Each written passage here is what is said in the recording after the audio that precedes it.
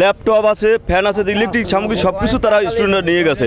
এবং এই গাড়িটা প্লেস করা যাত্রী তোলা, যাত্রীরা 2 মিনিটের টাইম বেরোবে। ক্যাশের টাকা ছিল, ক্যাশের সুপারভাইজার মারধর করে তারা টাকা বন্ধ নিয়ে গেছে। প্রত্যেক গাড়ি এরকম অবস্থা। এবং যারা যাত্রী ছিল এই গাড়িটা প্লেসের টাইম, এটা কুয়াকাটাতে গাড়িটা আসছে রাজশাহীর উদ্দেশ্যে যাবে। এই গাড়িটা যাত্রীবন্ধ পিঠেছে, তারা হকি স্টিক, বড় রান্দা, অস্ত্র নিয়ে, দেশি অস্ত্র নিয়ে আসে ভাঙচুর করছে। আব্বারা বললে ভালো কথা কইতে গেলে ওদের গায়ে লেগে যায়।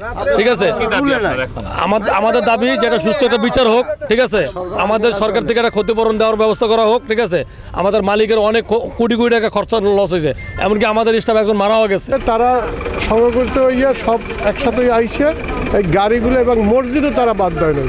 তারা এমন নরক কাউন্টার বন্ধ, কাউন্টারগুলো, হোটেলগুলোর খাবার বন্ধ নিয়ে গেছে। 100, 200, 100-র উপরে গাড়ি ভাঙছে তারা।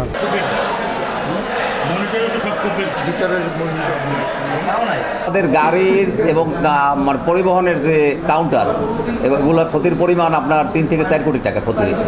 ঢাকার বাস কি পরিমাণ চলে আমি জানি না, আমার মনে হয় যে টুকিটাকে 2-1টা চলতে পারে। সব কাউন্টার তো ভাঙা, যে সোহাগের লোক আছে, আপনার গ্রিন লাইনের লোক আছে, সবই বন্ধ। আমাদের ক্ষয়ক্ষতি প্রায় 1.5 থেকে 2 কোটি টাকার মতো হয়েছে। 1 থেকে 150 গাড়ি ভাঙচুর করছে। তারপর আমাদের শ্রমিক 50 জনের উপরে আহত হয়েছে এবং আমাদের শ্রমিক খুব ধৈর্যের পরিচয় দিচ্ছে, যা ভাষায় প্রকাশ করার মতো না। আমার তো মনে হয় যে সকল হিসাব করলে 100 কোটি টাকাও হইতে পারে এবং সেখানে নগদ টাকা লুটপাট হয়েছে।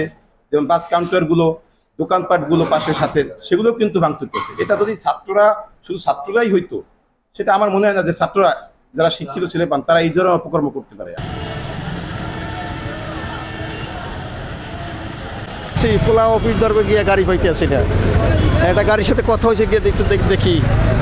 চরম ভোগান্তি না, চরম ভোগান্তি, তো অনেক কষ্ট হইতেছে। আমি এই প্রায় 1.5 ঘন্টা যাবত ঘুরতেছি, কোথাও কোনো ব্যবস্থা করতে পারতেছি না।